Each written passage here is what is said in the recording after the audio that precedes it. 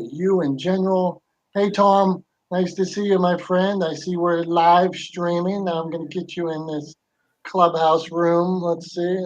We are live streaming. I'm just working on Club Deck to get myself in. So hang on one second. Oh, there we go. Now it popped up. Just before Tom. I'm back. I got some bad There we feeds. are. And did you, Dominic, you got your speakers muted on that side, right, bud?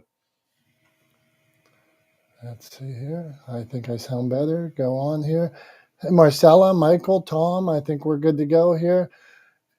Michael, how are you doing, my friend? Did we set it up right this week? Are you You seeing? did. I sent you a little reminder note on Instagram, but you saw how the class gets listed and you press start.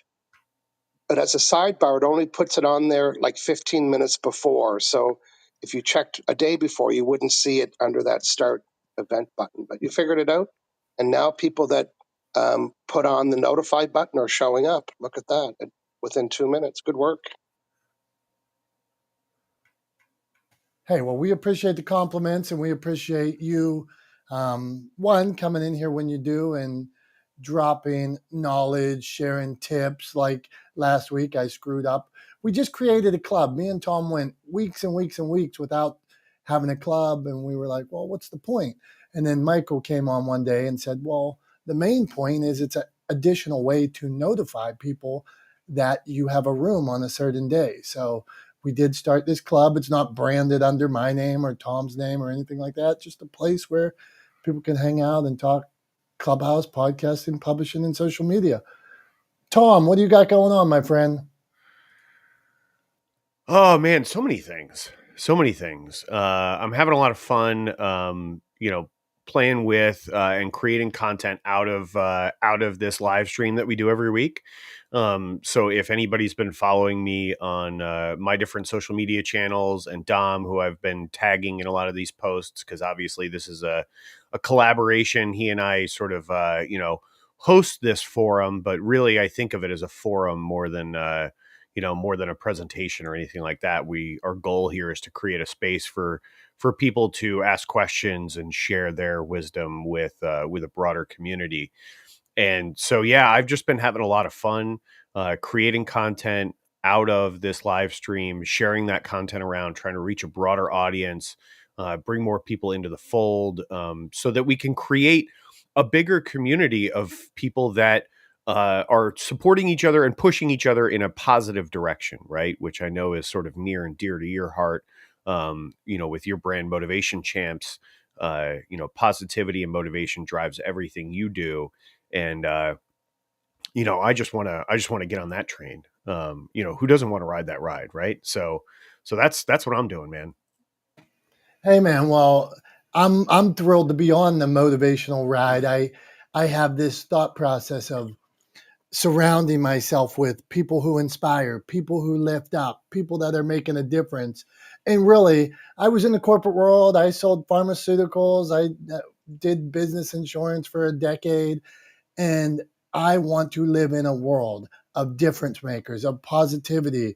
And that's who I surround myself with every day. So coming in a room and hanging out with you and Michael and Marcella and people that just lift others' spirits, I'm all about it, man. So let's talk. Michael, thank you for being here, man. Introduce yourself and let's get you talking. I'm learning about British Columbia, one of the provinces. Is a province and a territory the same thing, Michael? They are, yeah. Okay, They're like states, yes. got it. So, what's up? Hey, everybody. Good morning. My name is Michael Lozier. I live on an island on the west coast of Canada called Victoria, and the province is British Columbia. And I'm reminding Dominick about his Canadian geography. Let's see. This week, with all my podcasts, I have a podcast and I'm live on Facebook and live on LinkedIn, and then we upload it to a blog. But this week I called it like an audit. And I went to my Facebook entries and I made sure that the description was well done. Like it brought traffic to the website. I haven't done that for about a year. I just revisited the descriptions and the title. I went to my blog. I made sure that all the blog, below the video, that there was good marketing material there. And there was a couple of things that needed a tune-up. So it's one thing to get your material out there, but when you're posting it, I was just noticing that it needed a bit of a tune-up. So there you go. And That's it. again, That Michael, that's a oh, good one with this tune-up, Tom. How often, Tom, do you ever go back and tune up? This, Michael, I started recently. I went back to my YouTube, so I've been on it for like 5 years, and I have a video. I probably have videos on there with 1 view and 14,000 views. But I went back and started realizing my titles were weak, my descriptions were weak, and so I went back and really started making it better. So you started on Facebook, Michael. Tom, have you ever done that? I don't know that I've done a like a social media audit of any or sort of update of any kind, but I definitely have done that on my website. Just did that a couple of months ago. Gave my website a little refresh and a little update to better reflect kind of where my business is now versus where my business was when I made the website. Because that's one of the things that I think it's interesting. I had an email conversation about this the other day, and this is obviously a topic that we could spend the entire room just on this topic. But there seems to be in the business world, there's a huge amount of resistance to change, right? And the problem is that change is inevitable, and if your business isn't always constantly evolving and iterating and improving, then all you're doing is putting a time limit on the success of your business or your enterprise, right? You're like you're setting a timer and saying this is going to expire. This business is going to fail at some point because I am making the decision to not keep up with the ever-changing world that we live in. Um, so I think it's super important that you go back and you do a refresh and you audit, your channels, whether that's Facebook or Instagram or your website or whatever the case may be, LinkedIn. That you go back and you update and you make changes. And I do little tweaks here and there. I don't know that I've gone back and like audited content like you're talking about with your videos on YouTube or something like that, but like I definitely, make little tweaks and improvements and changes and, things that, and additions. Cause, as I grow as an entrepreneur, I'm adding things to the list, right? Like, so like on my LinkedIn profile, I have to go put speaker because I'm now at a stage in my career where I'm being paid to go speak places, which is weird to say out loud for me. Like it feels a little bit strange, but yeah, that's where I'm at. So I should put that on my LinkedIn profile because it more accurately describes me than what's there now. So Hey, that's what I think. Tom, love what you're putting out and the updates you're making. Michael, what kind of updates have you added to, like when you added to the Facebook? Do you go other places, and what specifically are you adding? right. Well, every Saturday I use Be Live software. It's BE.LIVE, and it allows you to put titles and so on your screen. And I go live in 3 places at the same time, 2 Facebook groups, so that's 4 places, plus LinkedIn and plus on YouTube. And right after I'm done my live show, it lasts about 29, 30 minutes. Right after that, my buddy takes the YouTube video and turns it into a podcast. So within an hour, my live video has gone to 4 places, 5 places with 0 edits. So that means no video edits. It's not polished. It's just, it is what it is, and that's authentic. And yeah, and that's what we do after that. Now, I will answer the question, when I first started coming on Clubhouse, people in my bio were talking about, hey, I noticed that you were interviewed by Oprah 4 times, and it's in my bio, but so I go to my computer and I got a picture of me with on the radio logo with all the other speakers, Dr. Oz and Maya, all of us were standing, not together, but in a poster.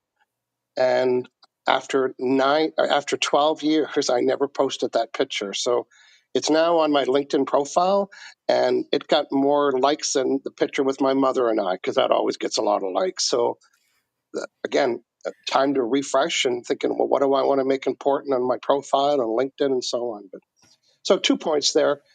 Maybe go through some old stuff and what can you pull out and update your profile with, and what can you do to be consistent every week? Last Saturday we were on episode 233. Divide that by 52 weeks in a year. It's a lot of years. And John, my buddy guy that does what I do, this is an emotion coach show. He's built his entire practice by being on this show a half hour once a week. Mike, So there, I hope somebody found a message in there or some tips or something useful. absolutely, my man. And really, I would suggest everybody in this room follow Michael wherever he goes, and any of the speakers. Like Tom said, we're just facilitating a conversation here. So there's so much talent, so many experienced, knowledgeable people in this room each week. So connect with them, have a conversation, that virtual cup of coffee, and you will definitely receive a lot out of it. So, Tom, as always, let's move forward with what we do. What the roots of what we do here. So, this is Clubhouse. On this platform, in our room, we talk Clubhouse, podcasting, publishing, social media, storytelling. All these things are different ways to build your brand, tell your story through video, through books, through an app just like this, or the new apps coming out. So every week we meet lots of people share tips, they ask questions. So I don't believe I've met Marcella yet. And I want to, want to meet everybody else here. I see John Jay, my buddy, producer Jimmy, Charlie, Maura, George. Marcella, introduce yourself, ask a question, or drop a tip. The floor is yours. So Dominick, we actually have met several times. We're following each other. Oh, it's the change of the profile picture. I remember every profile picture. Yep. Actually, I came in to support you and Michael because I consider Michael my friend.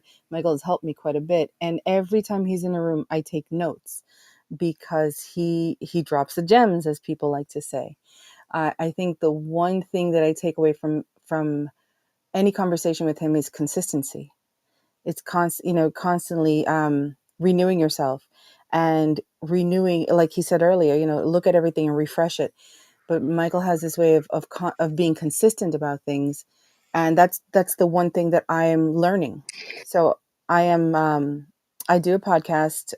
We upload them twice a week. And it's to interview up and coming authors or authors who have not had a lot of traction. I'm trying to branch out and include publishers and authors that I admire. So I think one of the things that we're working on now is building our brand. And we've noticed that it's not just uploading, it's liking other podcasts and reaching out to them and saying, hey, I really liked your podcast, and, can you take a look at ours and let us know what you think. It's networking as well. So that's one of the things that I've been learning from other podcasters who have been around or who are seasoned. And that's basically it, I think. Like I said, I follow Michael around. He's fabulous. And I always tell everybody, if you don't know him, go follow him.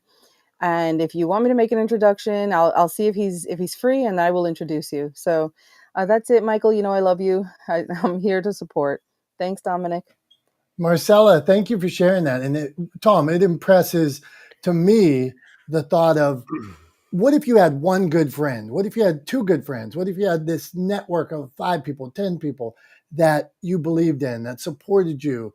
And that's what Marcella is talking about. I don't think the numbers never need to be, sure, it's great if they're millions and things like that, but what if you had one friend, two friends, two supporters?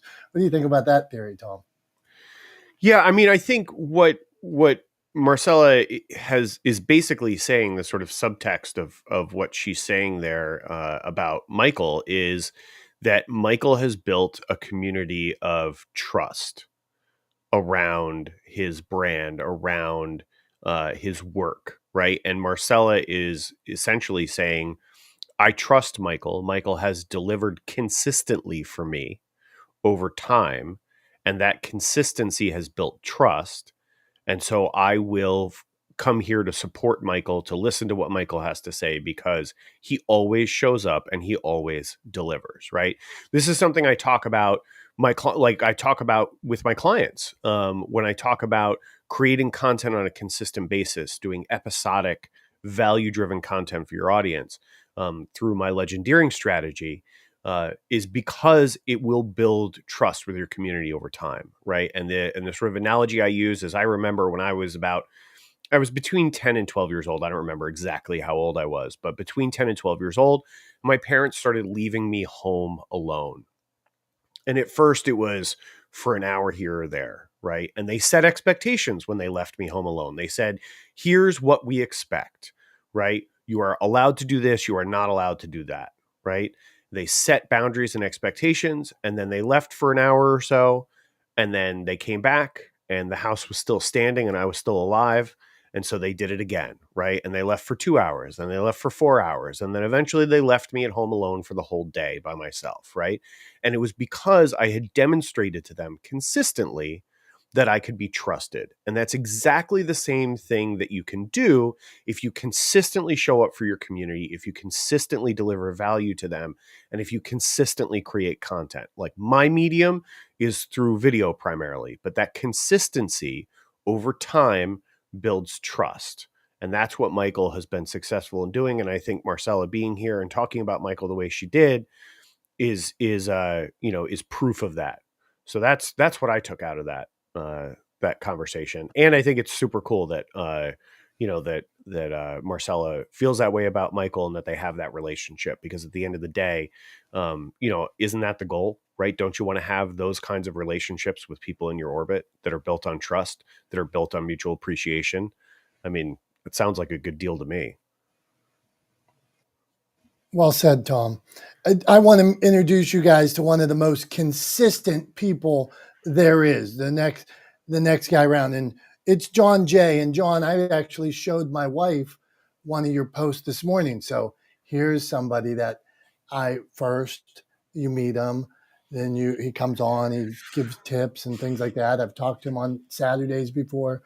But now, not only is his content something that I trust, that I look at, but there's been multiple times where I now share that content with other people and say, you got to look at this.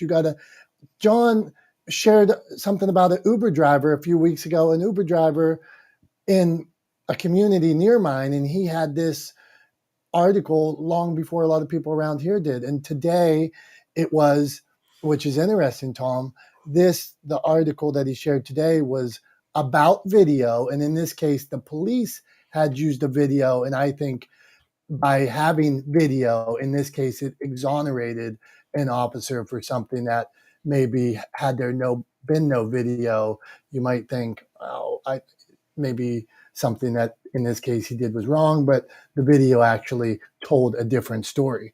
So, John Jay, would you like to introduce yourself, drop a tip, and or ask a question? You never ask a question, but if you want to ask a question, you can, my friend. Just because I don't ask questions doesn't mean I don't listen. I do listen, I do consume it, and I try to get as much as I give. My name's John. I'm a retired police sergeant, and I got hurt and retired young. And about 8 years after retiring, I began pursuing a career in broadcasting. I've been in the audio space in the early days of what you now consider podcasting since about 1999, somewhere around there. I've been a full-time FM music DJ for about 18 years. And in 2017, I took what I learned from the radio world, combined it with the human experience of the law enforcement world, and created the Law Enforcement Day podcast. And it was named that due to a partnership with someone at a really, really big Facebook page that I was able to leverage at the time. And within a few months, since we were in front of a large audience, posting organically on Facebook, a radio station contacted us. They liked an episode, said, "Can you create a radio version?" We did. The main thing is you got to have a clock for that. And now we're syndicated through Talk Media Network. Their website is talkmedianetwork.com. We broadcast on 81 stations across the United States, and then go online as a podcast a couple weeks later. And it's pitched to radios, doing for radio what Investigation Discovery Channel does for television, meaning we have crime and trauma stories told by those who've been there. So it could be law enforcement, other first responders, military victims of crime, their spouses or survivors, talk about trauma they went through, how it impacted them, what they did to build their lives afterwards. And the other part of which is about 40%, is what it's like doing real life investigations, a look behind the badge, so to speak. So kind of what you're leaning towards talking about, the social media. I'm on social media all the time. My primary focus is Facebook. That generates the second most traffic for my podcast, and I post on other ones at different schedules, but everything goes around there. And then it's Instagram's another one, but I don't use Instagram to drive traffic. I do that more for exposure and branding. So yes, I do update periodically my podcast, my social media pages. More than likely, when a new station is being added, I do it with posting and also in the about or header information, for lack of better words. And that's something I do all the time because if you're not promoting on social media, for example, if you don't, there's a quote I heard somewhere: if you post on social media, you have a chance of something going viral and blowing up and building your brand and exposing your product to a wide mass variety of people. If you never post on social media, you have zero chance of that happening. So it's free. It's something at our fingertips. Uh, it does cost time, and it's the biggest time suck for my day because I do it 7 days a week, 365, starting at 6 a.m. till about midnight, and I pre-schedule a lot of stuff. Thanks a lot. John Jay, man, thanks as always, and such good uh, input and value in what John's saying there. And I think one of the things that we want to clarify here, just for people that are just starting to share their story, is what is your goal when you're posting on a certain place? And John Jay is clear. Well, this place, I'm looking for exposure. This is marketing. This is so you can view my full podcast and different things like that. So having this understanding, because I'll hear somebody say, well, I didn't make money off that TikTok. No shit. You didn't make that money off that TikTok at that point, right? You posted 4 things. You have 10 followers at this point. Now, if you had a network or something like this where you could reach out and say, hey, I like what you've been doing. Would you check out my video service, or would you come to my event or something like that? You have to have an idea of why you're doing something. So thank you, John. Okay, let's meet. We're going to keep meeting people. Let's move on to George. George, my friend, man, where you been? Hello. Great to see you guys. Yeah, I've been on and off of Clubhouse. I've been, just recently just kind of getting really back into the groove. I'm seeing a lot of familiar faces. John, to add on to what we were talking about last night, I will be sending over that RSS feed to you. And thank you again for that. It's just been like last night. It's just been nuts over at home, but I'm excited for what's to come. I've been saying this, like on several other pages, recently, that very enthusiastic about my show right now because the guests are terrific. The audio quality is improving.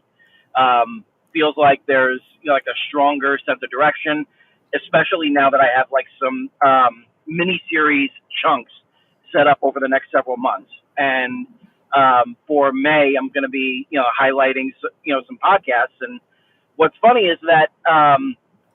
about that is that there are so many podcasts that I want to highlight. I'm almost wondering like if I should do like some smaller episodes or something, just so that way I can fit two podcast spotlights on one episode. So what I'm wondering is like, considering the fact that there are only so many weeks in a day, and I want to keep my show weekly, so I don't I don't run the risk of burning myself out on it. But I'm wondering what you guys do when you have like so many possibilities for content for your show, but it's difficult to really kind of sparse it out in terms of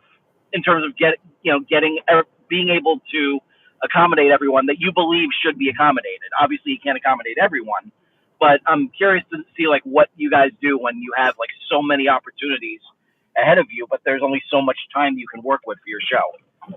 So for that, I'm done. Thanks, George. Yeah, I mean, I'll jump in on this for sure, and then I'll kick it out to some other experts we have in the room today. But for me personally, my sort of the way I hold it up is, or what I try to do is, I try to keep the content as simple as I can, and try to minimize the effort that it takes after the fact to get it out, right, to publish it. So one of the ways that I do that is, as Michael was talking about earlier with his podcast, they don't edit it, they let it live, right? And I think there is value to that. There is value to letting things live and just being, again, I'm gonna use a word that we've been using a lot the last few weeks in this room, just being authentic, right? So letting it live, letting it be live, flaws and all, actually makes it easier for your audience to relate to you, to see you as a human being, to see you as someone like themselves, and to empathize with you, and to grow and develop a relationship with you. So I like to keep things simple, and that means that I can put out a lot more content than if I was getting really, really nitty gritty about editing everything down. So my attitude is streamline your production process, specifically post production, to get the content out with a lighter lift. That's my thought. John, you do a lot of posting. You put a lot of content out. What are your thoughts on how to streamline the process for people? Keep it a light lift. I don't know. I explain. I do things a little differently. I have to create for radio first, so that means I have to have a certain level of audio production quality, broadcast quality, everything else. So it does involve some editing. I've sped it up quite a bit because there's a lot less editing I do than in the early days. And secondly, by listening to past episodes, as I'm editing, I can see where I can shorten things. I can get rid of and ums and likes, or whatever the filler words, the things that create problems. A little cue, a little tip is, if I make a mistake or my guest makes a mistake, I tell them, say edit loudly, pause about a second, restart your sentence over. It makes it real easy for me to find. So I have to have a certain level of quality. Otherwise, radio stations will drop me very quickly. And some of these stations have taken years to get, and I've been on for years. So I take that very seriously. When it comes to the podcast version of it, it's produced a little bit differently. But what I try to do is, I have many, many episodes, I think about 390 plus. So I'm posting, and organic posts with links outside of Facebook get the least amount of reach. But if I'm not posting those, people are not aware. What I try to do is stick with the ones that are most successful, the oldest ones that people more likely have not seen. And about every third post is an old episode of the podcast.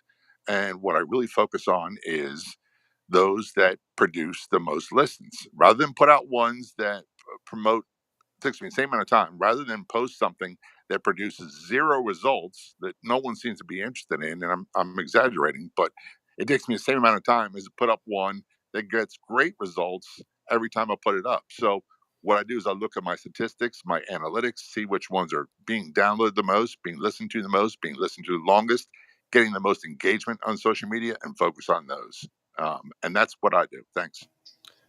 Hey, John, I love this idea here, and I wanted to, something I've been thinking. I wish our buddy David Campbell was in the room, because he has this Upcycle Canada, and we talk about repurposing content a lot, and I wanted to reframe that word to upcycling the content, right? What if we could use that content again and maybe better? Not that it wasn't great the first time, but maybe we can use it, feature it, that quote from the episode or something like that, to use it to have more impact. So I want to change the vernacular here and start thinking of it as upcycling this content. Because think about how many people, like I met John Jay in the last year. So if John Jay has, how many years you've been podcasting, John?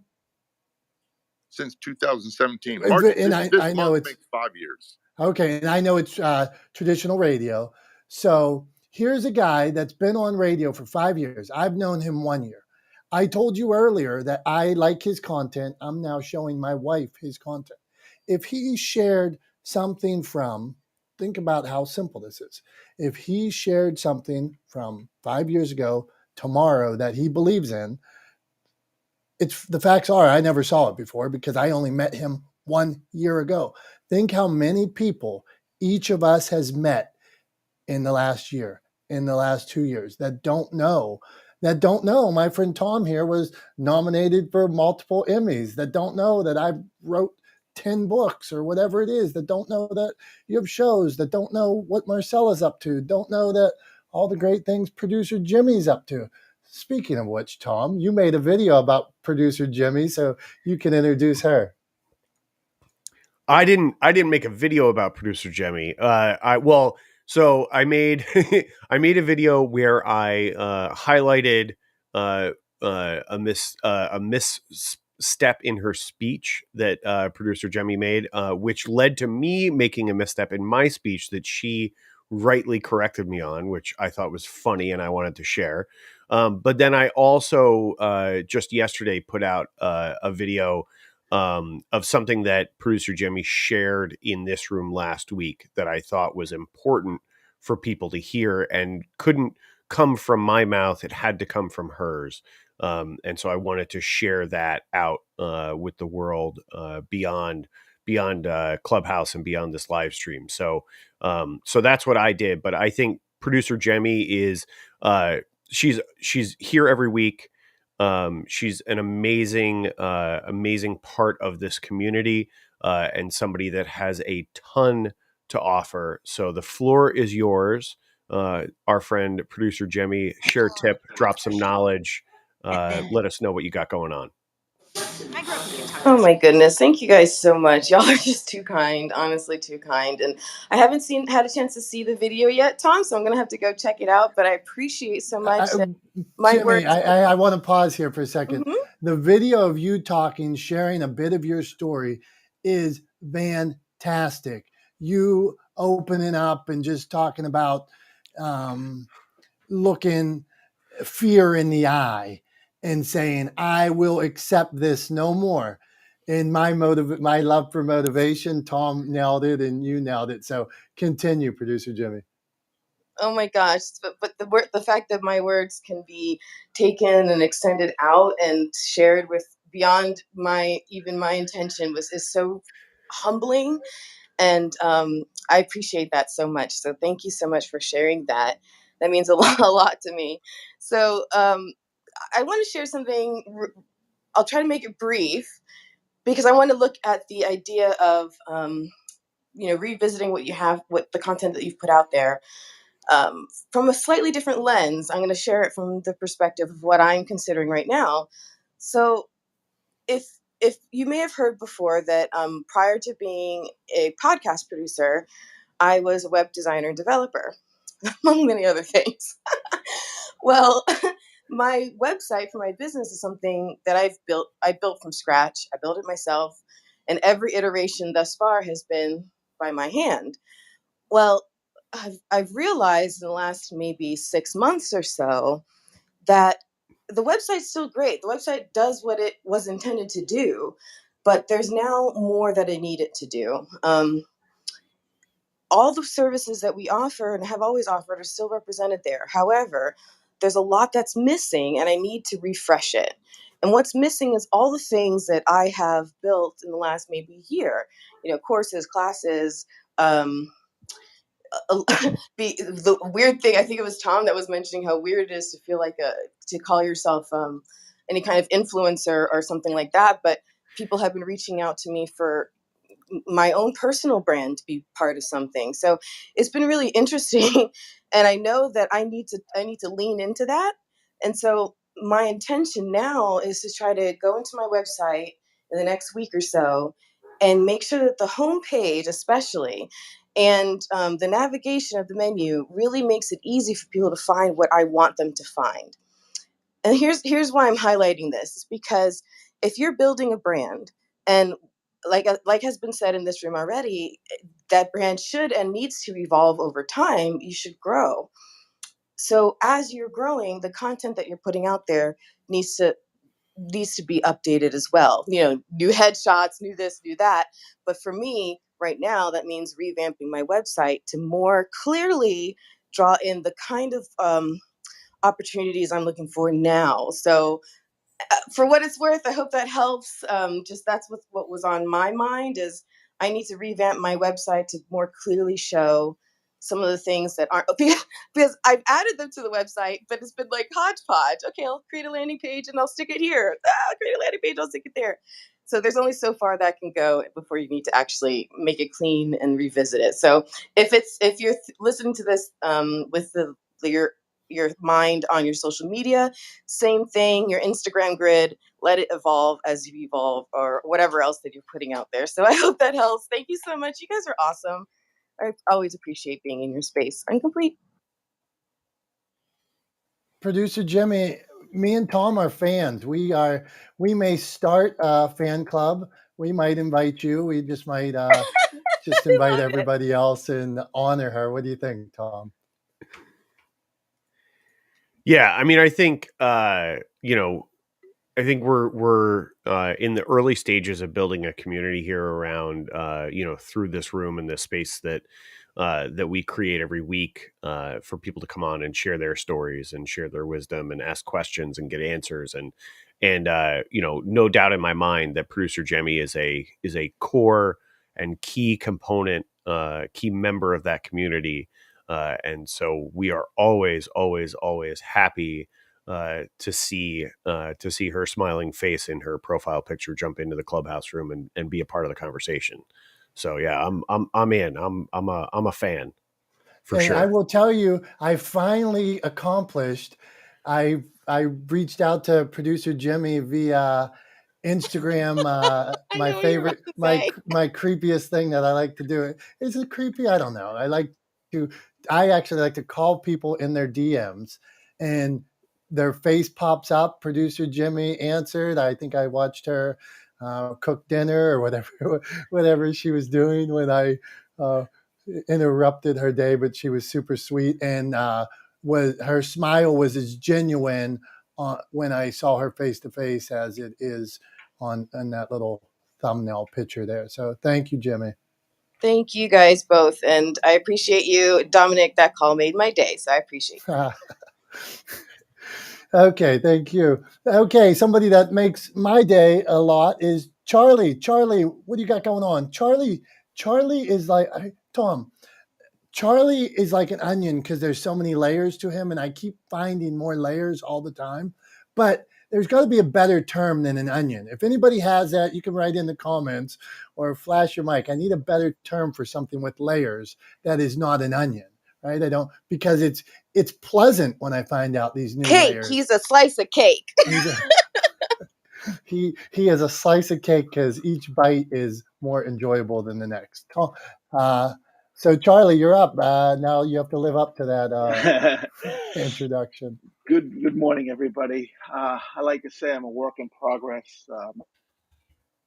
My background is in 3 maximum security prisons, and then I was a commercial residential waste hauler, recycler. So my background really isn't in communications, isn't in social media, it's not in speaking platforms.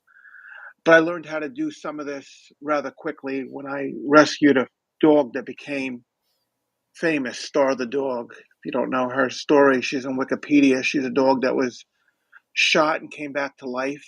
And I devoted my energies into this dog and rescuing her. And she taught me how to live. And she taught me how to communicate. And she taught me how to write. And she taught me how to reach human beings. And before this dog, I was just a scorekeeping transactional guy that had a really good credit score, no debt, and lived very comfortably. But that really wasn't giving me any level of happiness. So today, with this dog that has changed my life, I am an author. I am on podcasts. I have a Facebook page that reaches every continent in the world. And I think it's important that I'm getting what I need, and that is human interaction. And it's the most intimate here on Clubhouse. This is where I come to refuel and be able to deliver a message to people. I will say this, Tom talked about it. We're finally seeing some reality on Instagram posts. We're seeing some reality on Facebook where stuff is not so scripted. People are real. Even models are letting themselves be shown and not glamour shots so that they're relatable. And I'm about as simple as they come. I'm a simple guy with a complicated mindset. But I found what made me happy, and that's my passion in reaching people. And this is important. You know, TikTok creates a lot of views. Sometimes your Facebook page doesn't do as well. Sometimes you might only see 3 likes or 1 comment. Well, I post a lot of times, primarily on Facebook, a little bit on LinkedIn, TikTok regularly. I like TikTok. Kind of keeps me young at heart. I kind of go there for just energy, good information sometimes. But here's the story. I cannot carry the ball forward. I need help in doing stuff. I get contacted by a New York artist just recently, and she said, "Look, I wrote a song about your dog. I would like you to listen to it." And I just couldn't believe this. I mean, this is an artist that has stuff that is on iTunes, iHeart. And she wrote this beautiful song and a beautiful bio about my dog and about the rescue. And now it's been released. And now the next part will be the lyrics. And this is the kind of stuff that there's a legacy that goes forward. A hero in my life is a man named David Hoffman. He's a longtime documentary maker. He's been making documentaries since the 60s. And he loves human beings. He contacted me because he saw some posts I made and made a documentary about me and my dog. So social media has been very kind to me. Learned a lot. I've also learned to speed up my story and not take a million years to deliver what I have to deliver, even though I'm a little bit winded right now. I got a lot out of John Jay. I got on his show where I like the upbeatness. I love that we're moving along and that the story gets told with a lot of energy. And if people want to learn more, they can follow you in other places. So that's what I have on this beautiful Wednesday. I'm looking forward to delivering my book to the world, 14th and 2nd. I've been talking to Dominick a lot about that. And I love listening to everybody because I learned something. Thank you. Complete. Hey, my friend, and thank you for sharing your story. And I think, Tom, something that he mentioned is that really a story went viral.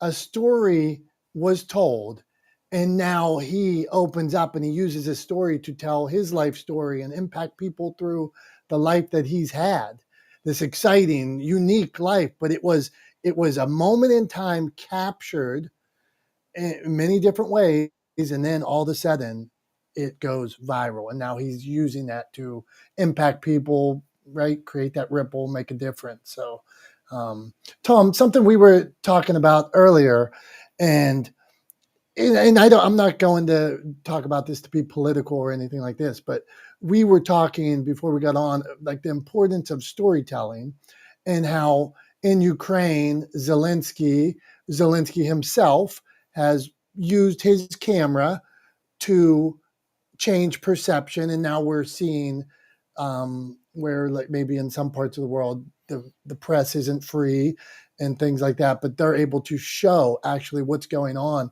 and change the narrative through storytelling. And that's what we as business owners, influencers, marketers, storytellers, that's what we're trying to do, is tell a story. So Tom, you had some thoughts on that before, so you want to touch on that? Yeah, absolutely. Thanks, Dom. I mean, I think, and I don't mean this in any way, excuse me, I don't mean this in any way to trivialize what's going on in Ukraine right now, what the people there are facing, and what is clearly an invasion of their country, staged by Putin. But what I think we're seeing Zelensky do is use video, because it is an incredibly effective tool for communication. Use video to shape the perception on a global scale, right? He is using video to rally the world behind the Ukrainian people. And he's using it to tell stories in a way that you cannot do with other mediums, right? The video that really jumps out to me is the one that came out a few days into the invasion, where I think the U.S. had offered to help evacuate him. Other NATO countries had offered to help evacuate Zelensky because they obviously clearly and rightfully believed that he was very high on the hit list for the Russian forces. And he declined, and then he put out a video with himself and a bunch of his cabinet members or the equivalent in the Ukraine government in the center of Kyiv, on the street, and literally all he said was, "He's here, he's here, he's here, he's here, he's here, and I'm here, and we're not going anywhere." That was the whole video. And it completely changed the narrative, right? Because it is such a powerful way to deliver a message. That visual of him holding up his phone and pointing at, the members of his staff and his team all surrounding him and himself in the heart of Kyiv, and saying, "We're here and we're not going anywhere. We are with you. We are with, our people. And we want to let the world know that we are not backing down," was incredibly powerful. And so what we're seeing happen on a grand scale, we can also learn lessons from and use ourselves on a smaller scale, right, to impact our community. So when you see something worth saying, worth sharing, worth highlighting, this is exactly why I put out that video yesterday, from that incredibly powerful moment that producer Jemmy shared in this room last week, is because it was something that people I felt needed to hear, right? And so I shared it. I created a video out of it, and I shared it because I wanted people to hear it. And so it's just something I want people to have in the back of their minds. Use the tools in your toolbox and use them to positively influence your community, to create to communicate most effectively with your community, and use it in a positive way to better your world and the world around you. And I think that's what we're seeing President Zelensky do in Ukraine right now. And it's something that we can all learn from, for sure. I'm complete. Tom, thank you for sharing. Spectacular. I get to spend time with Tom. I call Tom, and this is the kind of stuff, like, before we even came in this room today, I was almost in tears listening to him share. One, it's passion, right? It's passion about his video, but it's also this empathy, understanding that there's people out in the world hurting, and maybe your story, maybe like my friend Brian P. Swift down there. Brian, I'm gonna go to Brian. Brian has a nonprofit called SOAR. It's Swift Outdoor Accessible Recreation. Brian uses the books, the media, the exposure to help people get outdoors. He, in the past 4 years, he started off writing a book. Right, he thinks, "Oh, I'm gonna write a book," and instantly he used it for the exposure, and now raised almost, I think it's $250,000 for his nonprofit. So tells a story. You see Brian out there with his shirt off in the snow, doing what he does, telling you to get outside. But Brian, tell us a little about how you're using that story. Well, every story needs to be shared in so many different ways, because I when you guys were talking, I was thinking, who's my favorite? Who's your favorite? Let's say band. Who's your favorite singer? And I don't have one. I don't have a favorite author. I look at this room, and much like that, I don't have a favorite person, because I get so much from everybody. So I glean things from Dominick and Tom and Michael and John and Jamie and Charlie. I mean, we've all been on these. So many of us have been on these groups together and in these sessions together, that I try to pick something from everyone. And in doing that, it's kind of like sharing your story. There's, especially today with the way so many people entertain themselves or get information. And a lot of people wonder, well, are people still buying books? It seems like an old thing. Are they? Is it? Do you go digital because that's the way everybody's reading now? And actually, I mean, there's still tons of people that like to pick up the written book, and there's a lot of people who still like going to a brick and mortar store and not just buying off of all the ways you can buy now, uh, you know, without leaving your house. So I think any story worth sharing needs to be shared in so many different ways, so you can connect with different people the way they like to connect. And like they say, how do you what's the best way to get more PR on your first book is supposedly write a second book and whatnot. So that's kind of what I did. And my first book wasn't about SOAR. My first book and starting a 501c3 nonprofit kind of came together at once, because telling my story about breaking my neck at the age of 17 and how blessed I was is what drove me to create SOAR. And one of the things missing was, even though I was very blessed and able to move forward, I still fought doing things outdoors.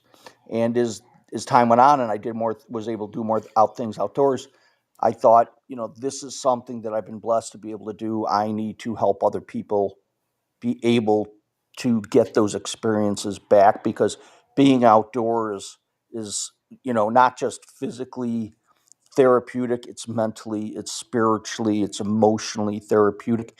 And as we all live through this pandemic, we all, I think, got a little sense of what it's like when that's taken away. And it is a horrible feeling. So, yes, I try to share my story different ways. I've tried to embrace more technology in more ways. I think it's a must if you're looking to make a difference and impact people. Thanks for the floor, Dom. I'm complete. Thanks, Brian. Thanks for jumping in. Thanks for sharing that. This is the room, Tom. Let's reset here a little bit. We talk Clubhouse. We talk podcasting, publishing, social media. We're live streaming now, so we live stream this every Wednesday. We're here every Wednesday. We started a club, so if you check out, you can follow the club and you'll get pinged. Make sure you connect everybody in the room. If somebody's watching the live stream, this is social audio. This is what you do. It's a great place to connect, meet people. Like Charlie said, it's a intimate thing too, where you can really get to know people in a different way and hear them and see them. And so give it a try. Somebody that I've been following, I think this was one of the first people that got me hooked on social audio.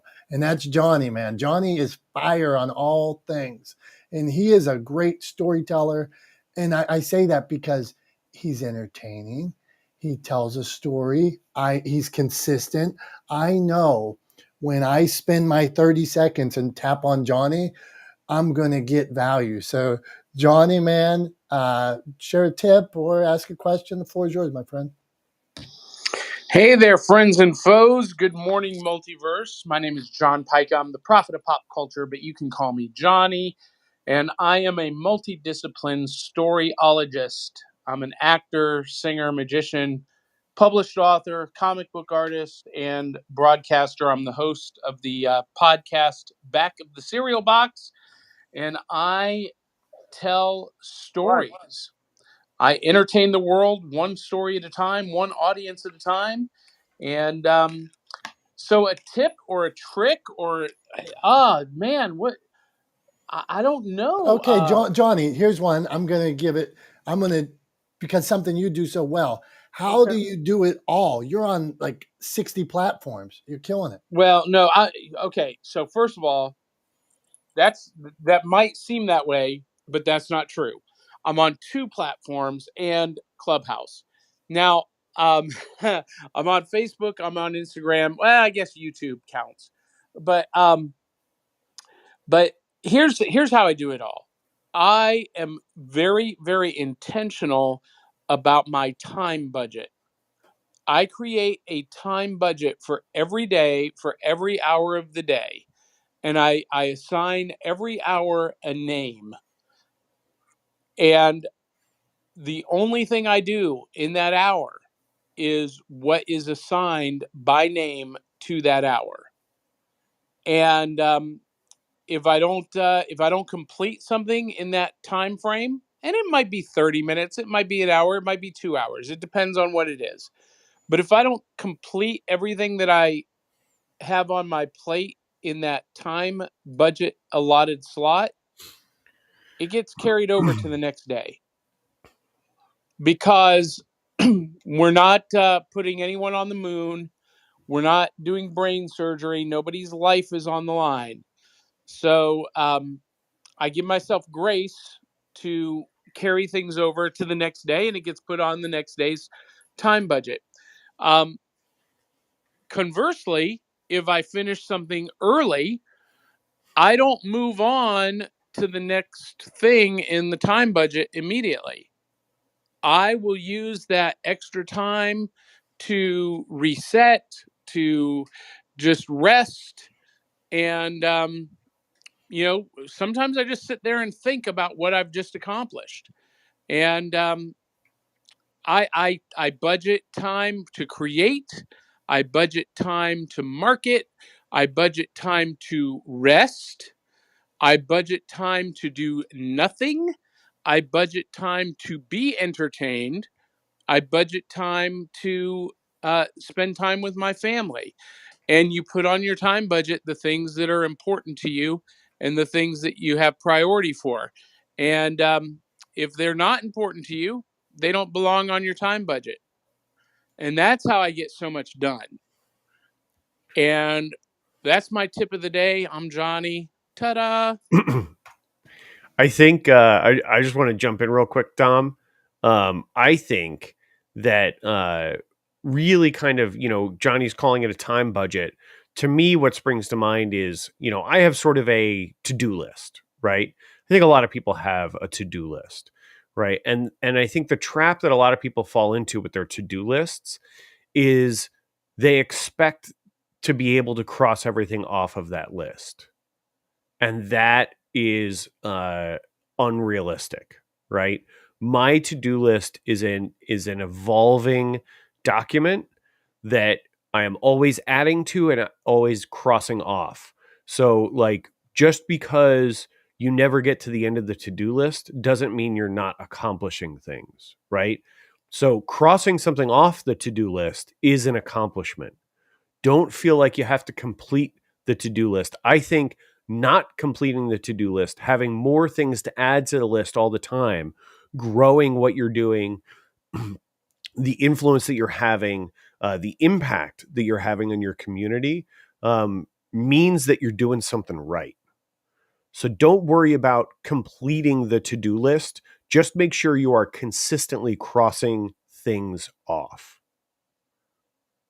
That's my thought. That's what I wanted to throw in there.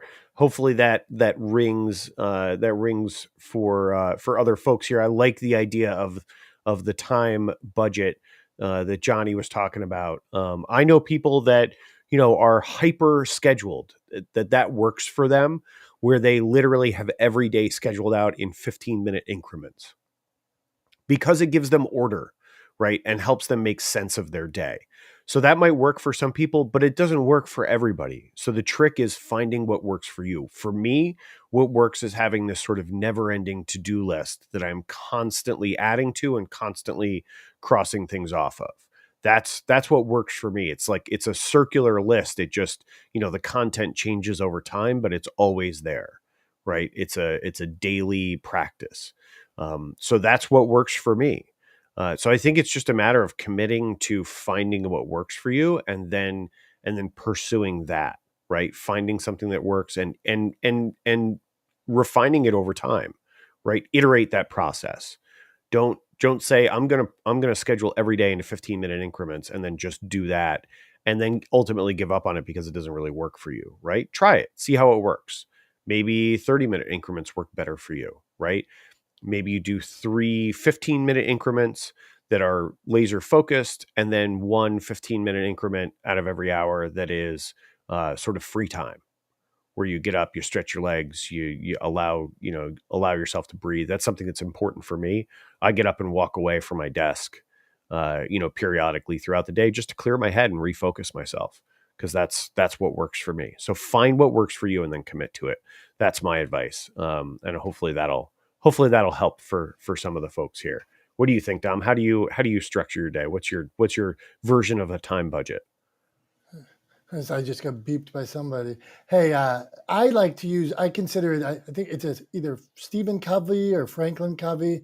I have this theory of one, you have the list, and then you are marking A, B, C, D off of this list. The ones I have, or the A's I have to get done each day. These are then the B's, C's, D's. But to your point, I should add more do, make social media or this. I have these, like I'm in an office. If you're watching the live stream, I can see a whiteboard and I can look at other projects and things like that I have to do. So I always have a list, a long-term list.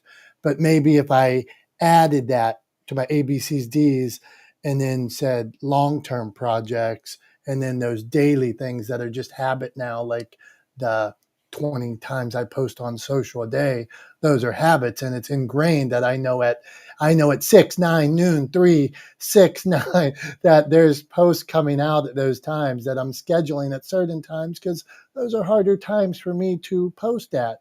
But the 6, 9, 12, 3, 3 is because it's somebody else's 12. 12 is because it's somebody else's 9. Those are times that I'm trying to hit the West Coast, East Coast, Central. That's why I'm doing those things. So, okay, Tom, I've talked enough. I Somebody, just want to throw one other thing in there, Dom, is that in terms of like actual implementation for me, where does that list live?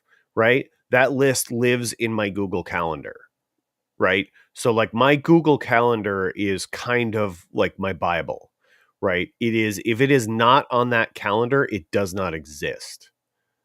Right? So like everything that is important, that has to happen, that has to get done, that is on, is a deliverable for a client or is business related. This Clubhouse room, right? This live stream that we do every week is on my calendar every week, right? So that I don't accidentally double book myself, so that I don't run into problems, and so that I am aware of it when I look at my calendar at a glance. I know not only what am I aiming to get done that day, but what are my commitments for that day as well. So that's where my list lives. It lives in my Google Calendar. If that's, I just thought it was helpful to clarify that it's not it's not a piece of paper. It's my Google Calendar, and it just kind of moves with me from day to day. I'm complete. well done, Tom. I'm looking at somebody's bio here that seems to be an expert in this space, so it's perfect that we are talking to Dr. Marina. That's what it says, Dr. Marina. And before we get into Dr. Marina, I wanted to say, if anybody, we always consider this an open forum, so and we'll ask you to speak or something like that, or come up if you want to. But feel free to raise your hand if I haven't been fast enough on the button.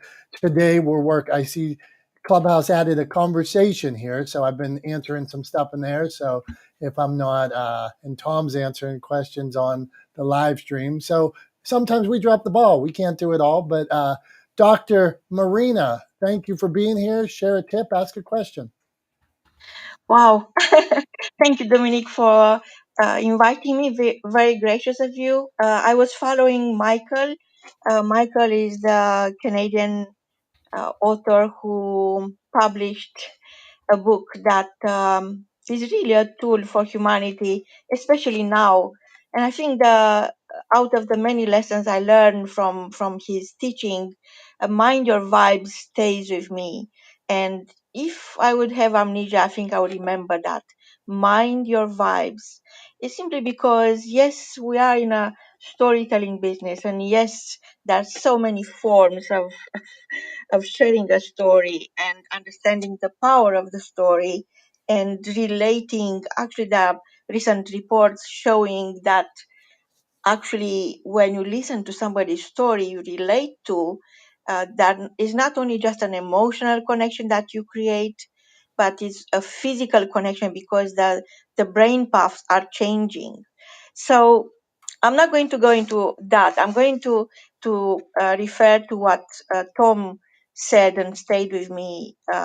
He was talking. You were talking, Tom, about the to-do list, and for me, the to-do list is only one item. Got only one item. My only to-do list is to be myself, and understanding that the most important story of all times, more important than the Bible, and I don't mean to offend anyone, but it is true, is the story you tell yourself about yourself when nobody is listening. That's the story.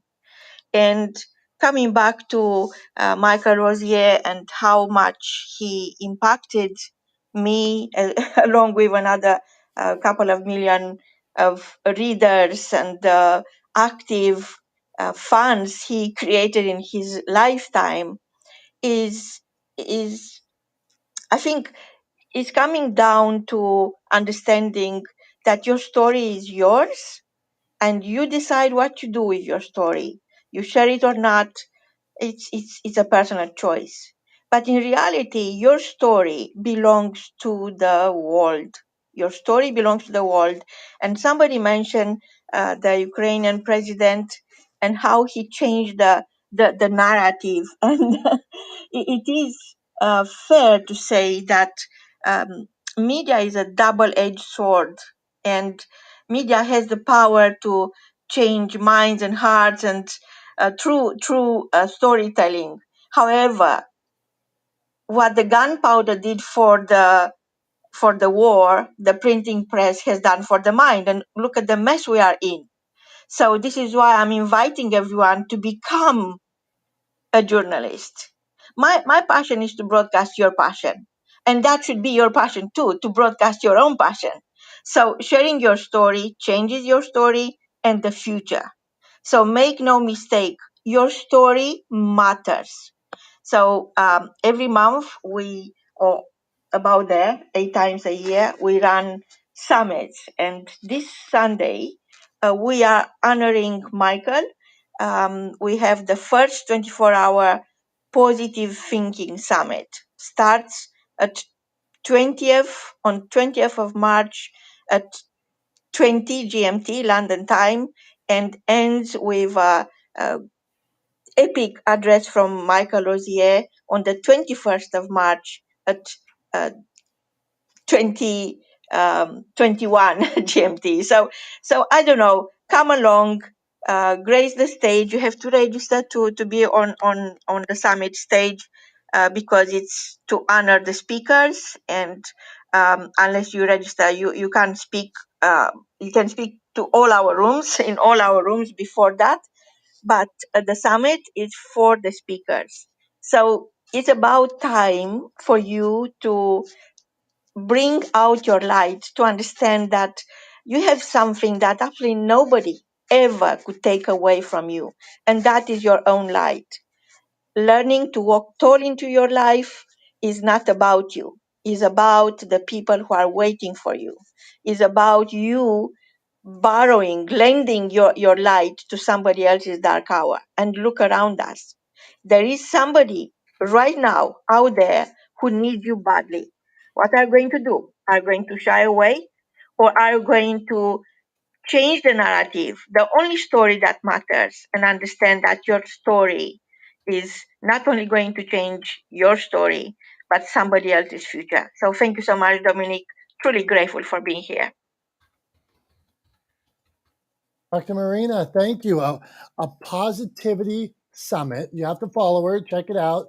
I mean, who doesn't want, Tom, who doesn't want more positivity in this idea that her delivering the idea about that we couldn't agree with more. I speak for you that your story matters. You said that a few weeks ago, and just it's lived in my brain since that. I wish I would have said it first, but Dr. Marina. It's beautiful, and thank you for reminding everybody, wherever you're at, whatever part of the globe you're at, whatever's going on in your life, your story matters. You can make a difference, and that's where, as Tom with video, me with publishing, us being here today, we believe that each of us has a story that can make a difference. So our mission is to try to help you share it as many ways and as best you can. So thank you, Dr. Marina. Let's go to, I think it's Yolanta. Yolanta, how are you today? Good morning, Dominic, and everyone else in the room. Thanks for having me. I am doing lovely. I'm so glad I jumped in the room because I like anything with podcasting and wanting to learn about publishing. So here I am. Thanks for having me. Okay, so then what if you want to ask a question or drop a tip? One, when somebody says they want to learn, we love to hear that. So for publishing, I'll give you my if just start writing that story. Get yourself a little notebook. If there's something you're passionate about, if there's something you go to bed at night thinking about, just start. Or you're in a business and you have these tips and tools that you think can help other people. Start writing that down in a little notebook or in a Word document and just start sharing it. Start growing that document. And all of a sudden, before you know it, those sentences become chapters and a chapter becomes your first book. So that's where I would go there. So Jolanta, thank you. And I'm sure you'll get right next to you is a storyteller, a book writer, Elizabeth, one of my favorites. I follow her. I have her book now that I'm getting ready to read. I'm finishing Simon Sinek's Start with the Why, and then I'm moving on to Elizabeth's book. So, Elizabeth, would you like to offer a tip for a new book writer or storyteller? Hi, Dominic. I saw you skiing. We were both skiing, I think, last week. Is that right? Yes, and I am not very good. I think you were on bigger mountains. I think wherever you're, Pittsburgh, I was about an hour outside of Pittsburgh. We're at about 2,500 feet elevation there, and it looked like you were far higher. I was in the Swiss mountains. You know, Switzerland is my home country. I was born there. I'm not ready for that yet, but go on. I'm back in Cyprus now. Anyway, I'm Elizabeth. I am a storyteller. I wrote a book called The Soul Kit, First Aid for the Soul, because, you know, when you cut your finger, you go to the first aid box. But what do you do when your soul hurts? So that's why I write this book. It's a kind of a guide. And somebody, I don't know if anybody mentioned it, and it's not my phrase, but this phrase that it's important that we all tell our stories because your story could be somebody else's survival guide. I think that's very important that we share what we have experienced. And then there is this other word, which is history. And you know, in my I explain or I interpret history as his story because it always depends which side wrote the history book, because there are so many conflicts in the world and there is always two sides to a story. So, you know, history is a tricky thing and there is never only just one it's not the fault of only one side. It's a very, very complicated and complex world. And a tip. Do I have a tip today? Yeah, I mean, just I was actually listening to Tom. That was a tip for me. I have to start using Google Calendar because I'm a mess. I don't write things down very often, and then I double book. And I have a podcast. My podcast is called Most Memorable Journeys, and I talk to people about their journeys, and I talk about my journeys because I was a tour guide when I was young, but now I'm getting older and I forget things, and I really need to use a calendar properly because yeah, I don't always sometimes forget and don't and double book. And a tip from my side, just keep going. Consistency is key. Even if you feel sometimes that nobody listens, nobody sees your posts, some people do, and the more you put your story out there or yourself out there, the more impact you have and the more lives you can improve. And I'm done speaking. Thanks, Elizabeth. Thanks for sharing. Always nice to have you in the room, and I'm glad that that me talking about my Google Calendar and how I use Google Calendar to try to streamline my life was helpful for you. It's definitely been helpful for me, and it's one of the reasons. It's funny. I'll mention something else we've talked about in here before. But one of the things that I use to make sure that I don't double book is I use Calendly. And I know Dominick has been converted to Calendly from conversations that we've had in this room, and he is a big fan of it now too. It seriously is like, as a productivity tool, as a scheduling tool, is one of the best investments I've ever made, and it's not a very big investment. It's like, like $10 a month or something like that, and it just streamlines all of your scheduling. It means you don't get double booked. It means you have time between your meetings if you want to. It's a great tool. So a scheduling tool like Calendly for sure will help you keep your calendar nice and neat and keep you from being double booked. And that's one of the reasons why I was saying, like, if it's not in my calendar, it doesn't exist. So I add stuff to my calendar all the time, so that if I know I want to set aside time, I put it in my calendar so nobody can schedule a meeting with me during that time, so that I'm clear on what I'm doing. And I just wanted to also, real quick, I know we have room chat this week, which I guess is a new feature on Clubhouse, a newer feature on Clubhouse. And I've been answering some questions in there for people on where to find the live streams, and I'll just say it out loud here for anybody else who's curious. If you just Google our social media handles, it's being live streamed on YouTube, Facebook, Twitter, LinkedIn, and Twitch. And if you Google either my social media handle, which is at Talex Media LLC, or if you Google Dominick's social media handle, which is at Motivation Champs, then you'll be able to find the live streams on our different social media channels. So go ahead and do that, so that you can find that. And then in that chat, we had a question come up. But Dom, did you have something you wanted to say first before we go to Yeah, Jolance's you're question? good. You're good on both, and it's interesting because the chat's so interesting, right? This new tool they keep adding. When I first got on Clubhouse, there was no back channel. I don't think you could ping other rooms is the way you can, like, ping out to the whole world right now. But anyway, I wanted to say about the calendar. You guys converted me. It was coming in this room converted me, and I'm all in.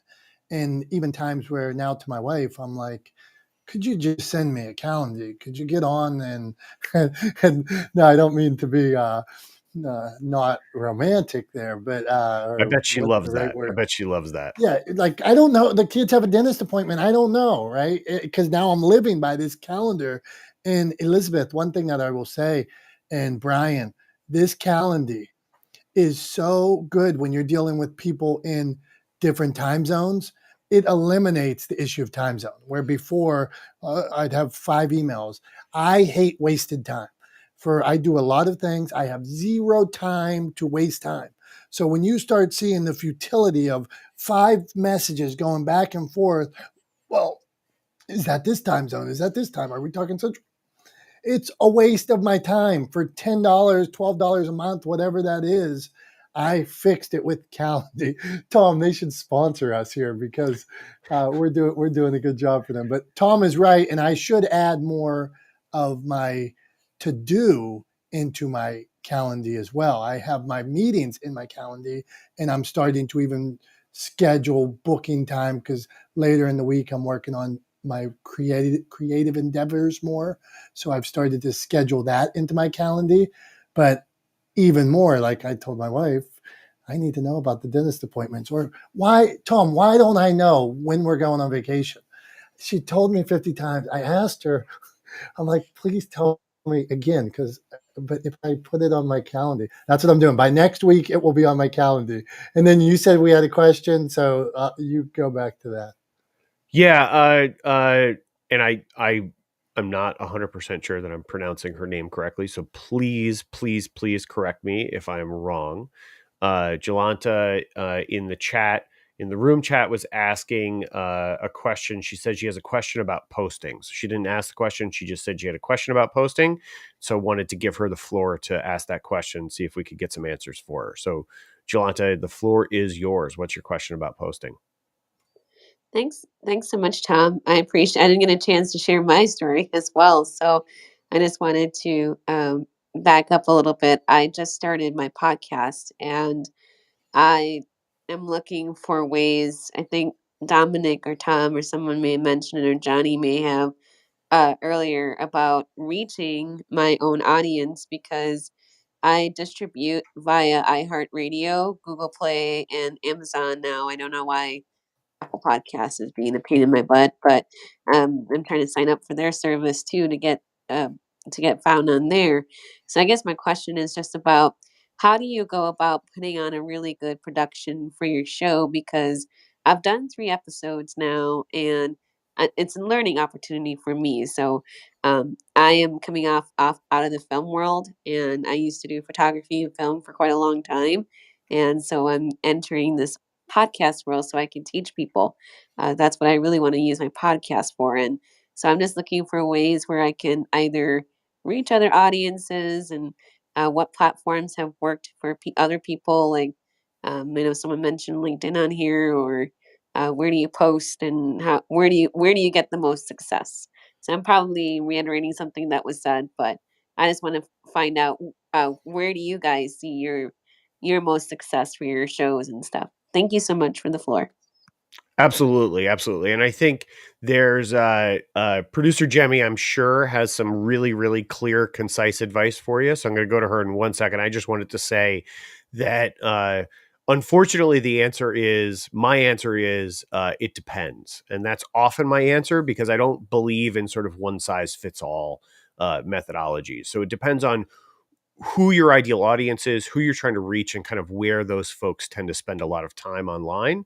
Those are going to be sort of the more fruitful places. So I think a really, really good step is to work to identify who your ideal audience is, and then look at where those people like that ideal audience member tend to spend a lot of time. And then those are going to likely be the places where you'll find the most success for posting and for sharing your podcast and your endeavors. But producer Jemmy, I'm sure, has a lot more detail to add on to that. So the floor is yours, Jemmy. Let us know what Jolanta can do. Thanks so much. I appreciate it. So, Jolanta, yeah, it's about going to where your audience already is, rather than trying to make them come to you. Well, actually, it's about both. So, two things. One, on the side of making them come to you, do make sure that you get yourself into Apple. That's very important. It's a big platform.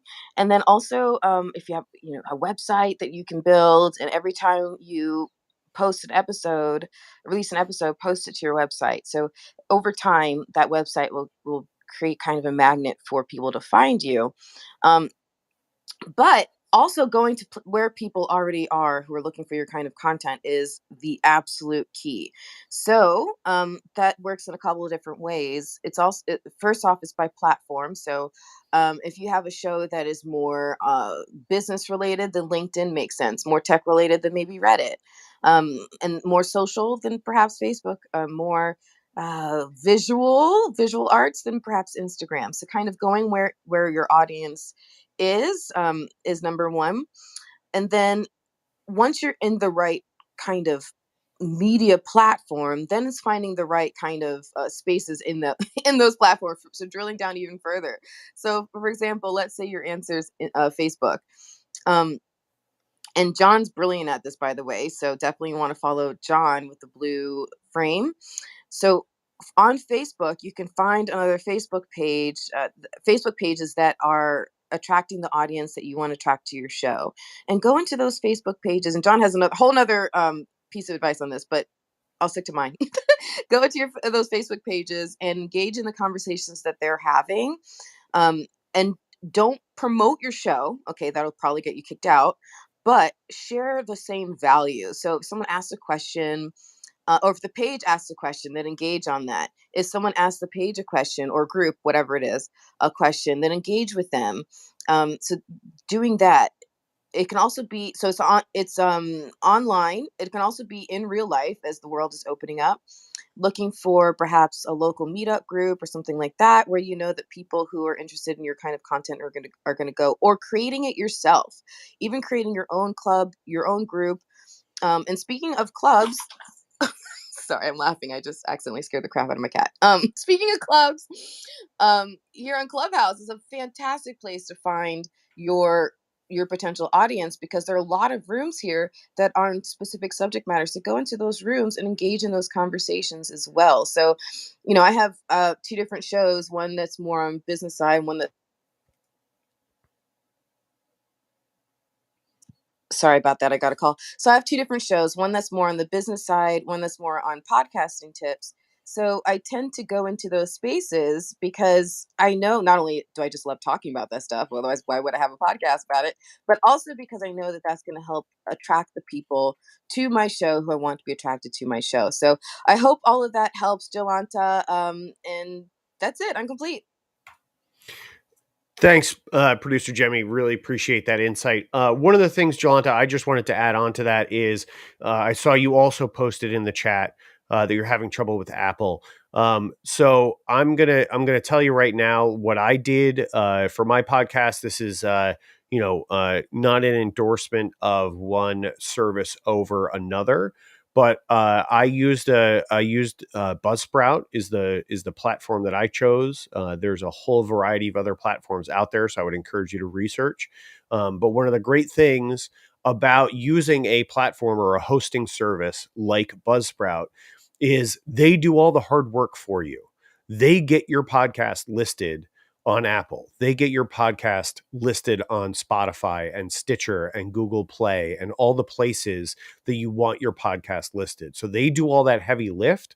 All you have to do is fill out a couple of forms and boom, your podcast is up there. So for a very, very light lift, I got my podcast listed on all the places where you want to be listed, right?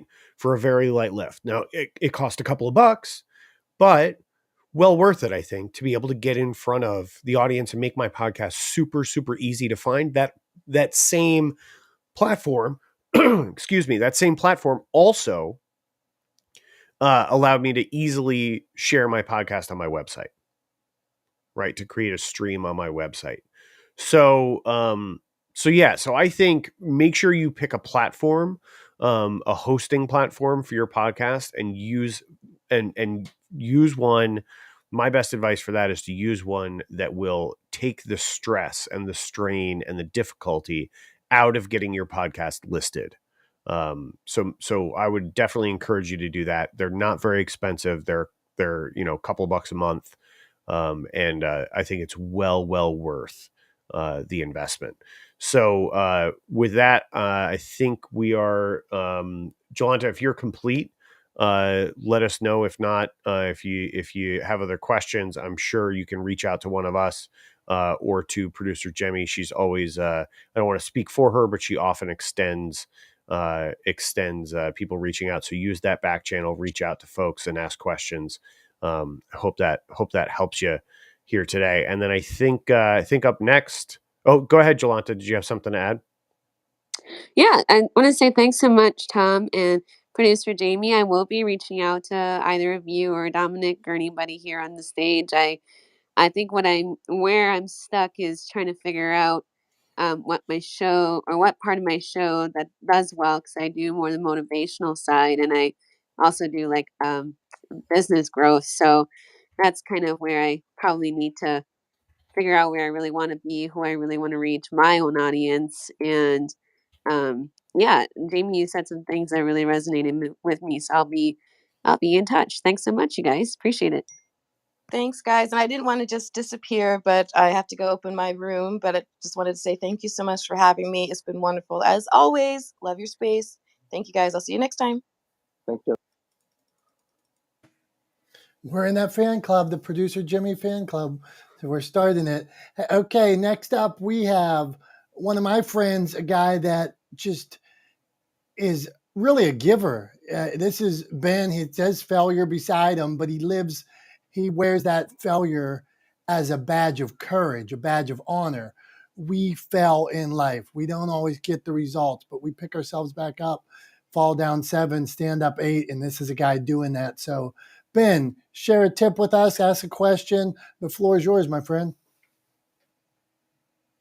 Oh, well, buckle up, Buttercup, because I got my stuff written down this time, and I got 6 different things, and it's all disjointed, but I've numbered them, and I'm going to try to make it as easy to follow as possible, because my brain is a unique one in terms of, like, difficult to follow. So, if you PTR Jolanta, first I wanted to touch on the fact that you can upload your podcast to IMDb.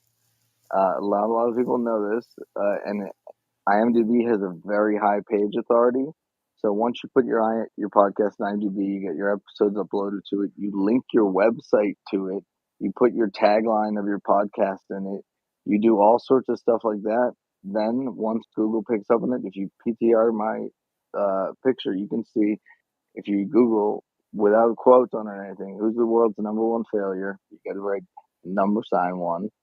I've now since added the tagline with it written out number 1, but I'm above the fold first answer. I'm below the fold with my website as second answer.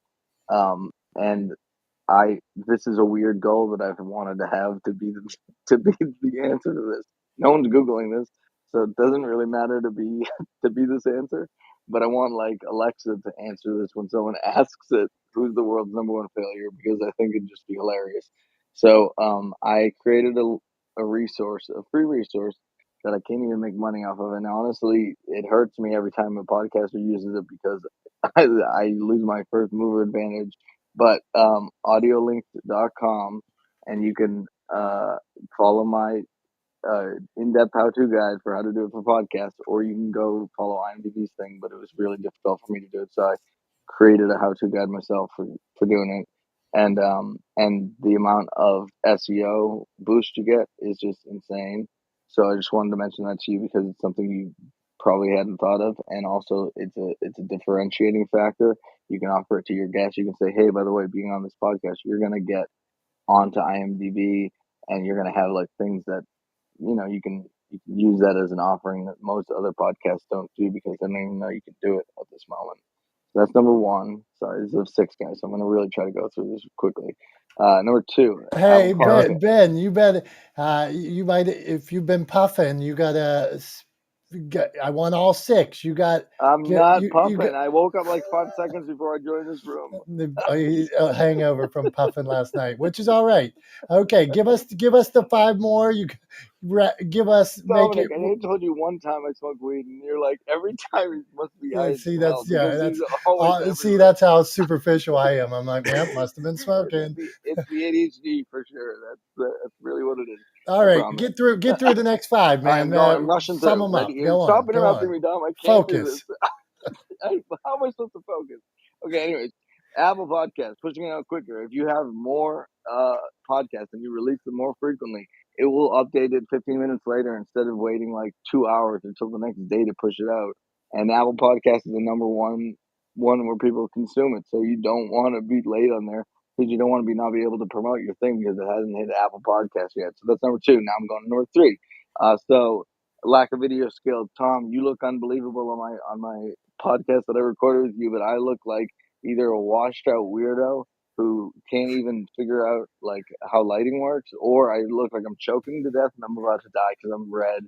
And then like even though I'm not looking red, I like my things all whacked out, and I'm using an amazing camera like my iPhone 12 Pro, and I don't know what I'm doing. So like, I do Excel recording videos where I wasn't on them, so I know audio. I know recording things on screen, but like my video skills are so lacking. So I need your skills. So I wish I could just, plug into the matrix of your head into mine so I could know all those info. Number 4, calendar. Huge. It's amazing. I can't do anything without it. Monday, literally everyone on my calendar rescheduled everything all over the place. So then everything that I thought I was like, oh, I'm going to crush it today. Everyone switched everything up on me. And I'm like, this is not how I'm supposed to be able to do this. I thought I was going to succeed today, but whatever. Who cares? For number 5, Dom. So I'm editing a podcast right now, but with my grandmother.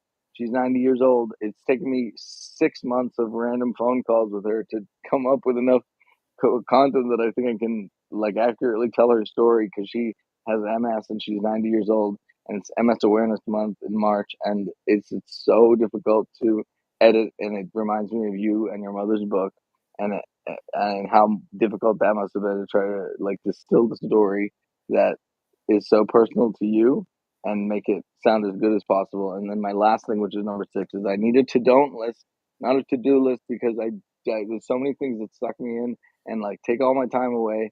And even things like this, I'm I'm so unintentional with my time and so random with what I do. But also at the same time, the randomness of what I'm doing has unlocked all sorts of opportunities in my life. So I can't say it's something I'd recommend other people do, but for me, it's been working. So I just need to know things like, oh, don't just immediately hop from one thing to another. Take a breath, go drink some water, go take a bite to eat, whatever the thing is, because I just forget about the normal stuff in life. So that's everything, and I'm done. Let me jump in there real quick. So Ben, something I wanted to hit on about you feeling like you can't do video, right? And specifically, I want to talk about the fact that you compare what you're doing to me, right?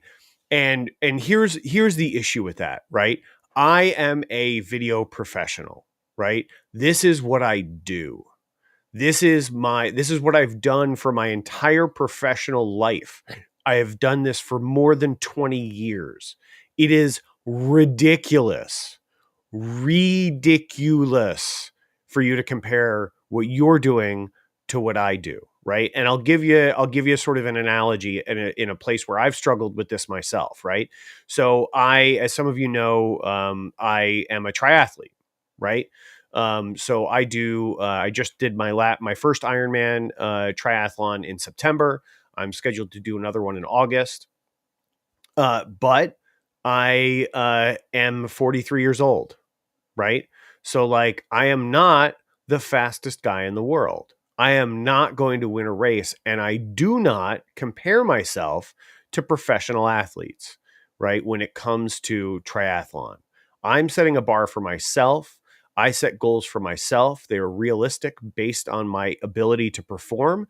And that's what I aspire towards, right? I aspire towards being the best version of me that I can be in that context, right? And so that's what I would encourage you to do, Ben, is don't compare your video to mine.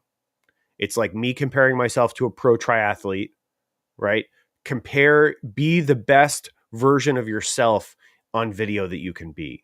Do the best you can do with video. The best you can do is always good enough. And Dom, I know you had something you wanted to add on to that as well. No, you just kept killing it, Tom, and I appreciate you sharing it like that. But think how far, when you're talking about the comparison, think how far you've come in a year. Think how far you've come in 6 months since you started this podcast. I have this belief. A lot of times an author will come to me and say, well, I only have this many views right now. I only have I haven't sold as many books as Oprah or Michelle Obama or J.K. Rowling or somebody like that. And J.K. Rowling's lived in her car, sent out 50 books to different publishers who denied her. So to think that you are going to play in that same game, you're not. But I want to implore everybody here to get successful in the job you have right now.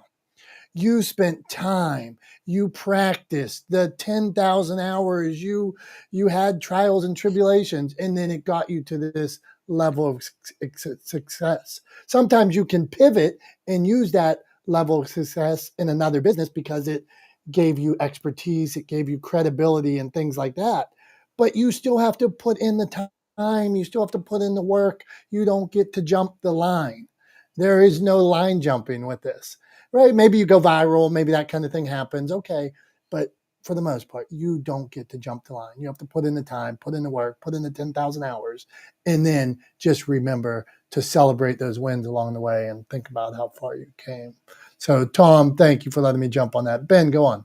All right, last thing I'm going to say. So, really, Tom, it's not about thinking that I'm going to be able to do what you do. It's more about jealousy of seeing the end result. I get that you've been doing it for so long, and like things like this, when you tell me that, or for example, I don't know if anybody here know who LinkedIn Seb is, but he's like absolutely like he's from the future. He's like a time traveler who came back to save humanity by giving us LinkedIn tips because he's so far ahead of everybody else that I have no idea what things are going on.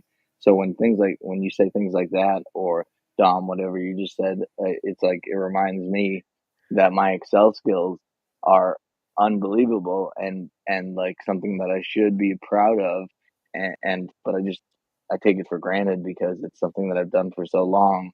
But whenever I help anybody out, they're like, "Oh my God, you just saved me like 20 hours a week for the rest of my life or whatever," and I'm like, yeah, that's just what this does. But for me, it's like super just obvious, and I've been doing it for so long. It's like crazy that people don't even know that you can have it do math. They'll like do it on a calculator and type it in. I'm like, please, you're killing me. This is my like I don't.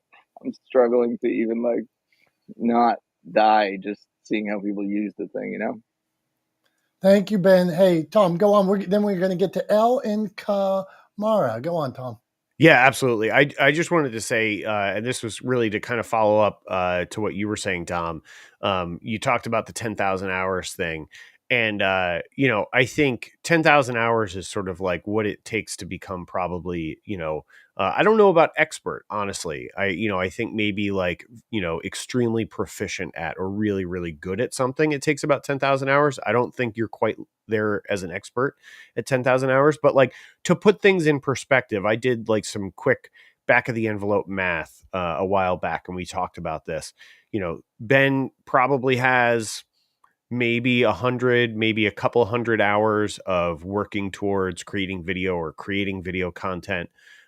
I've spent, over 20 years professionally focused on creating video content, right? Whether that was in my career in entertainment and television or on other platforms now for my clients that I work with through my business.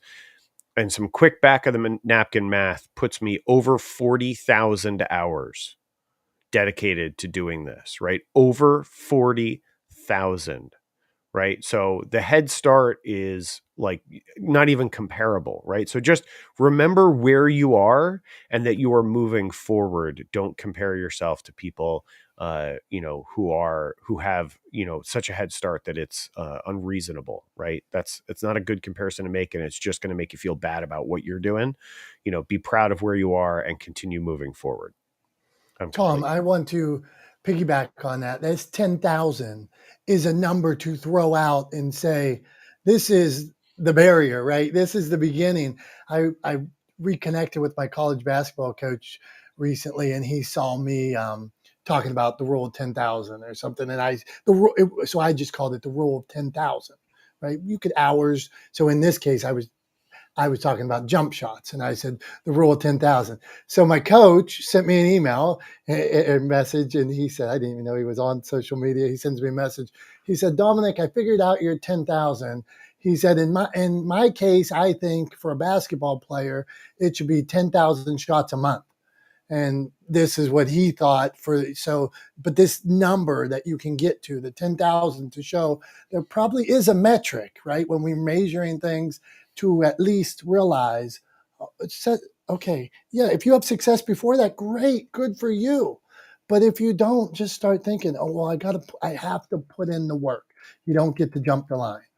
So let's meet. Let's meet. Okay, it's been a good room so far today. We talked Clubhouse, publishing, podcasting, social media, video. We even talked about uh, President Zelensky and the power of him using video today and how he's been able to shift the narrative.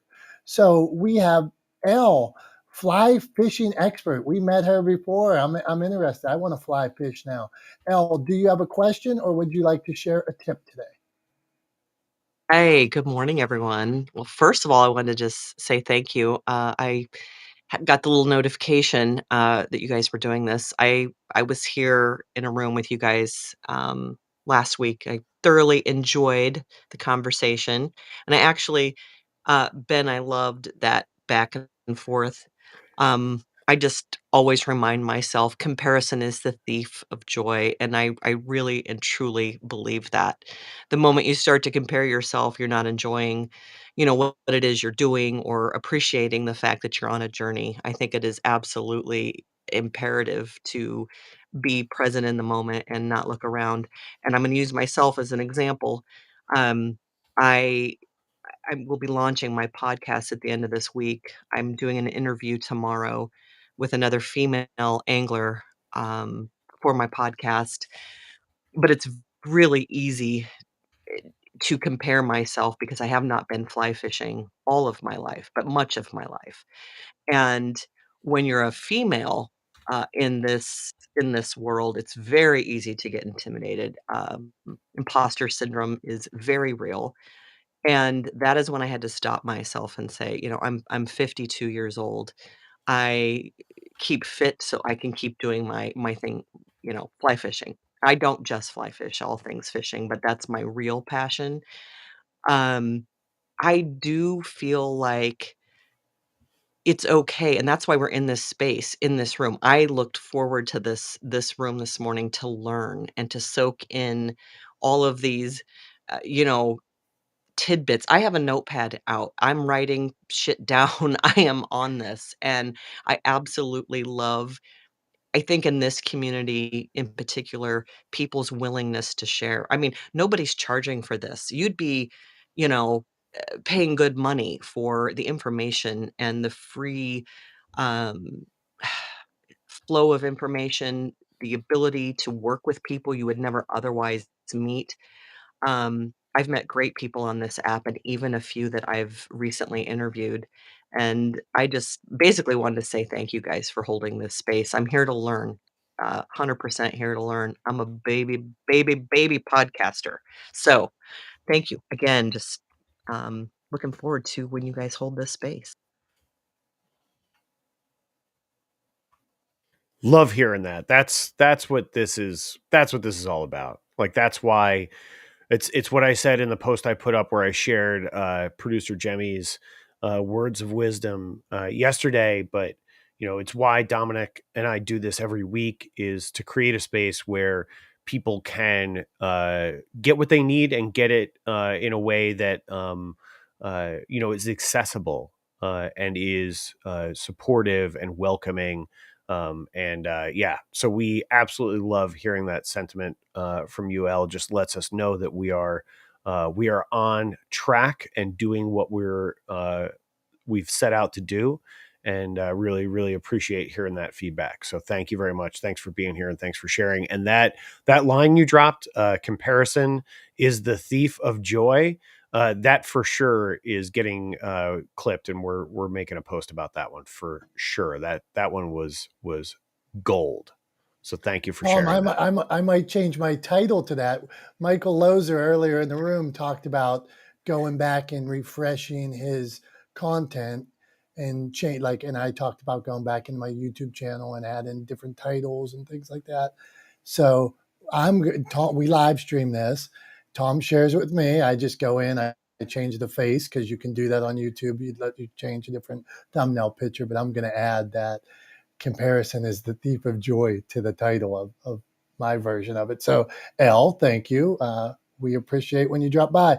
Now, Tom, this is the last person we're going to meet today. It's been a good room. We're thankful to everybody who stopped by. Really, I have 2 pages of notes for anybody looking at the live stream. You'll see my writing is not the best, but I do have 2 pages of notes. So Kamara, drop in, man. Look at this. I was looking at his bio. This is it. Follower of the way, tea lover, husband, viewful profile. Okay. Husband, father, author, photographer, former lab tech, and he loves fishing too. Okay. Let's see what's going on. Kamara, ask a question, drop a tip, my friend. Ready? You're in, man. The floor is yours. Bring it home for us. First of all, you shared some valuable information, and I followed you instantly when I heard you. You love fishing, and you have a podcast coming out because I'm going to be tuning in for sure. Because I'm in the process of trying to collaborate with a colleague of mine to step channel. My hands have been full. I have a newborn in my arms right now, and you can hear his sisters in the background as well. What I wanted to share today is, there's a challenge that we face as creators in the possibility of the success of what we're working on. Creator and keep creating, keep churning your work out, because sometimes you may be working on something months upon months upon months. Doesn't connect with the people. Hey, Kamara, we're having some issues hearing you a little bit, but we appreciate you dropping in and giving us the tips of persistence. See, we'll try it again. Just drop that tip. Okay.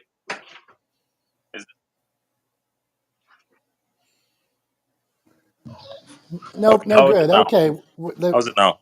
that's good. Come on, give it. You got 30 seconds. Make it happen. Take it home for Excellent. I'm us. about to land this jet. Drop it, man. Land it. Oh, you sound great.